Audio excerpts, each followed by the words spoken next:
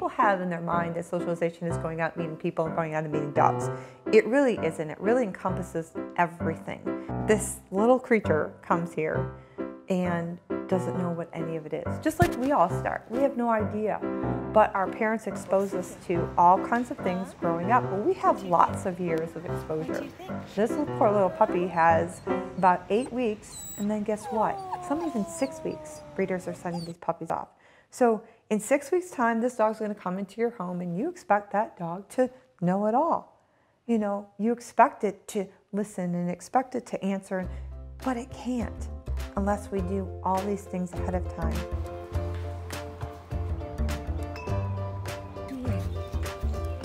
Well, we actually start exposing our puppies here to sights and sounds basically about 3.5 weeks. As soon as their ears open, their eyes open in 14 days.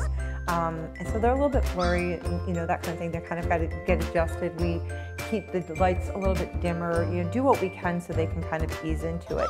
But the reason that we want to get them exposed as quickly as possible is because they're at that like stage where it's so cool because they're so exploratory. There's no fear. There's just like, hey, what's that? Or what's that moving over there? Or what's that over there?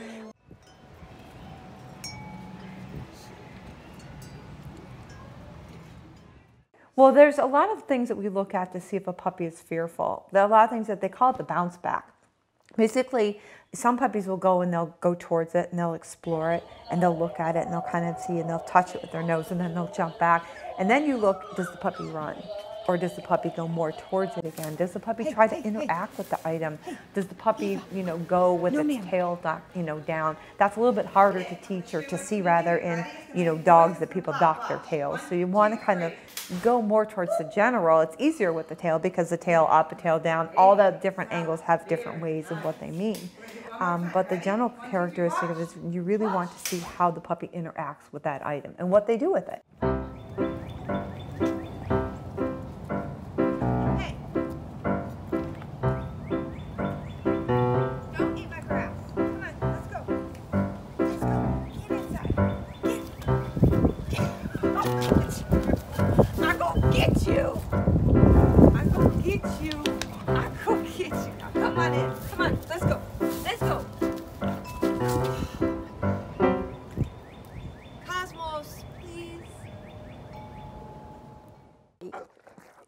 I know, right? Okay, are you ready? We're going to talk about bones and toys and sharing, right? Yes, we're going to talk about sharing. So our puppies are kind of set up to learn all about sharing and what's called resource guarding. Mr. Cosmos helps a lot with that.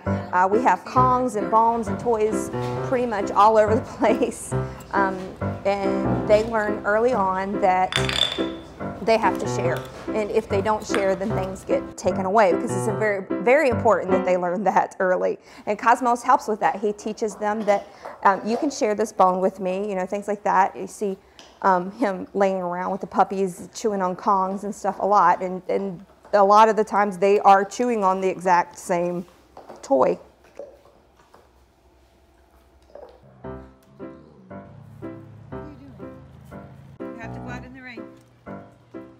A lot of the items that we expose them to, we start, like we said, roughly at 3.5, 4 weeks or whichever.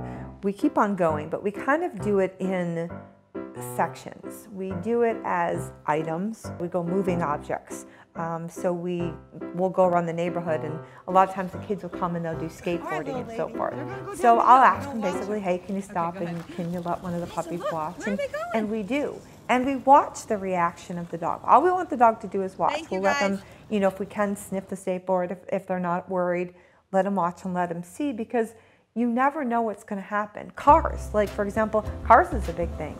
People, they're just like, oh my gosh. You know, all these little things that people, when they get their puppy, they don't even think about. They get that dog, they run home, they put that dog on a leash, they go out into the neighborhood, and they're wondering why the dog's not walking. They're not picking up on all the sights that, guess what? This dog's afraid of a fire hydrant, or this dog is a little bit cautious. Or trash cans. Trash cans are getting moved, they're getting pushed up. You know, that's something else that it's, once again, that movement, that sound. They're not aware of it. Try to get in. He locked me out.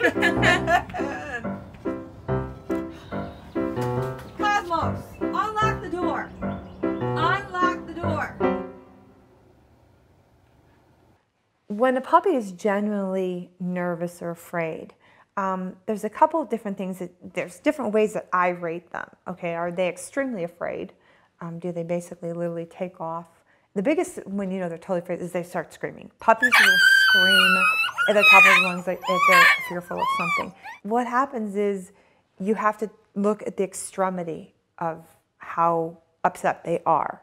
And then you have to go back into your baby steps. Once again, total puppy training, total baby steps. So like Mira, she was nervous about the leaf blower. When we turned it on, she ran, and then she came back and she kind of looked out the door, and we don't want to coddle her, okay? We've got to do it on her terms. Or she was a little bit nervous about the vacuum cleaner, you know, so she looked at it, we turned it off. And what I did with her, and one way I always tell, is I'll offer a treat for them when they're in their nervous state. If they take the treat, then I know it's not too bad. But if they won't take that piece of kibble or that really good treat, we have to take it slow and go that way. One area of socialization we concentrate when they're younger as well is movement. As I said, that, you know, we want them seeing movement as far as things, you know, in the development, whether it be skateboards and trash cans, but actually movement themselves. So we want the fact of putting them in carts when we go out. You know, when we first start socializing them about 6 weeks, taking them out to places, it's not really the people we're worried about at that point in time. What we're looking for is the movements of the carts, the sound of them. We'll put them on like the lumber carts that they have at Home Depot. We will take them out in the puppy wagon, and we'll get them going around, you know, downtown in the different places where they're kind of going and feeling it.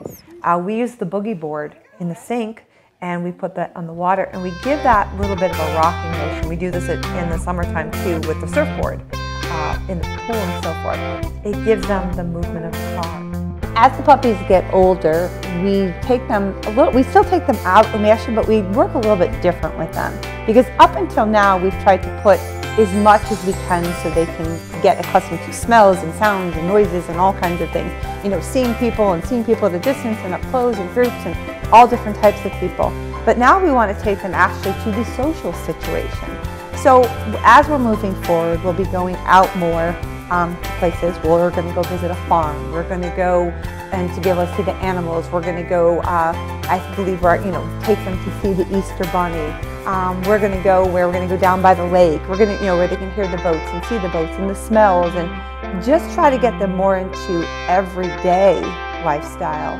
So then when the puppies leave, they're more accustomed to what life is.